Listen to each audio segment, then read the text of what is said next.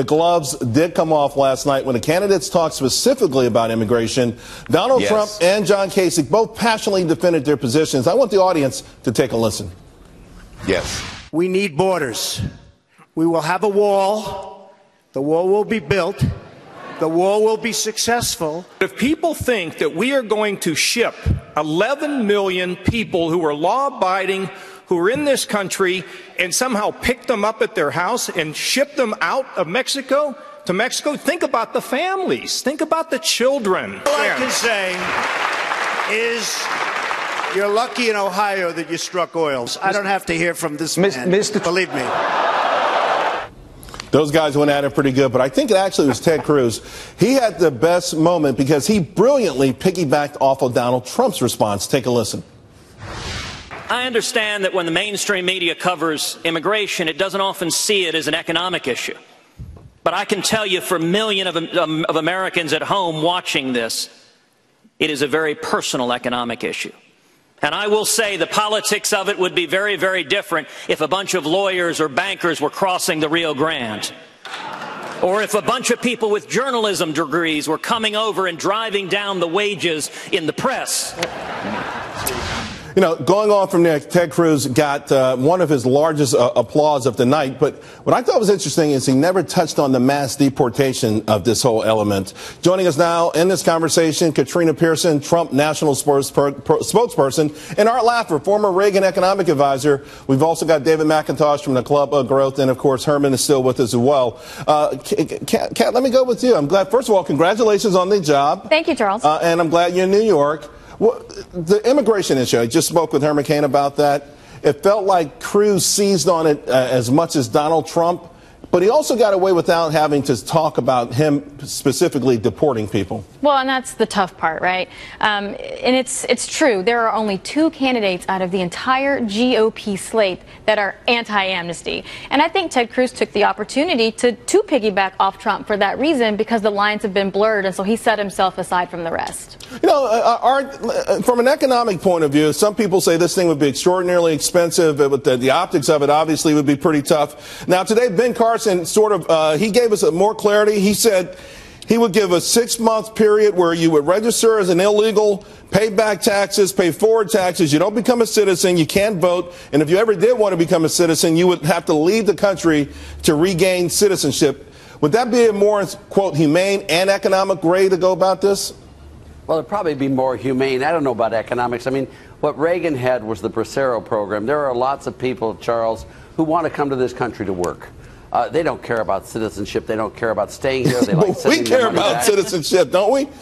Well, we do, but it doesn't mean that all the people who come here who are illegals care about it. I don't think they really do. A lot of them don't, and the Bracero program is a perfect answer for doing this legally, properly, without a path to citizenship, and I see no reason why they shouldn't be allowed here to work if they want to. Becoming a citizen is something very different, and I think should be handled slightly differently than just wanting to work here. But but it's great to see Herman Cain again. By the way, we still need a 999, Herman. Yeah, you know, Herman, I'm really shocked. I know there were a couple times last night I could sense someone wanted to break out the 999. That's all I'm saying. I'm sure you got some phone calls earlier in the week about the trademark on it. Let's talk about taxes for a moment, because obviously there's a common theme among all the candidates, and that's lower taxes. But one area I thought was pretty interesting, very few talked about removing the mortgage deduction. Now, if you're going to talk about being fiscally responsible and closing all of the loopholes, but you're not going to do anything with that deduction, I think in a general election you're going to be portrayed as somebody who's unfair to poor people, someone who's unfair to renters. Think about all the millennials who are stuck in those expensive apartments, Herman. So,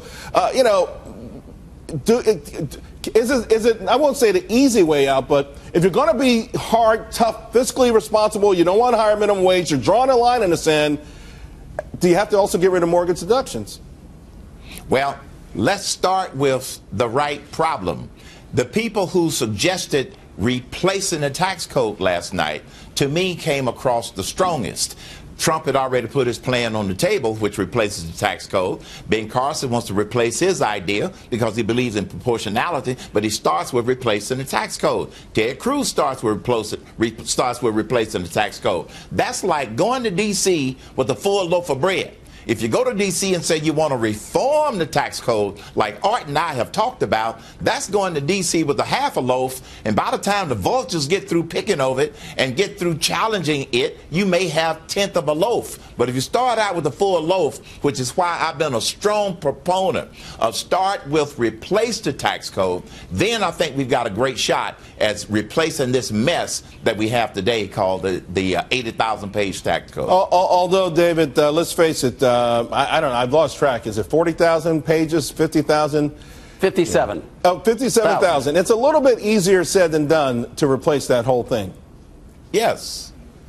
So so then how does it? But what is it? So are these candidates being realistic with us when they say, "Hey, I'll replace 57,000 pages with 3"? Yes, they are. The key thing is to find out what rate they're going to go to, because that's what drives economic growth. When they can lower the rate, if you could get rid of all the deductions and make it even lower, that would give you more growth. I think their concession on the mortgage deduction is a political concession, that most Americans worry that their house payments would suddenly go up effectively if that happened to them. But yes, you want to look at their rates. How low are they going to take it? That will drive growth and jobs, and as Ted Cruz points out, drive more take-home pay under his plan. Here's the thing, Katrina. And here's the other thing. Go ahead. Here's the other thing, Charles. Depending upon the specifics of their plan, the mortgage interest deduction, as David said, is a political cave in order to try to get it passed. But you don't have to do that if people understand. For example, if it's the fair tax, you take home all of your paycheck.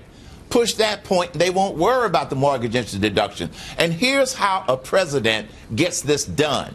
You get the American people on your side.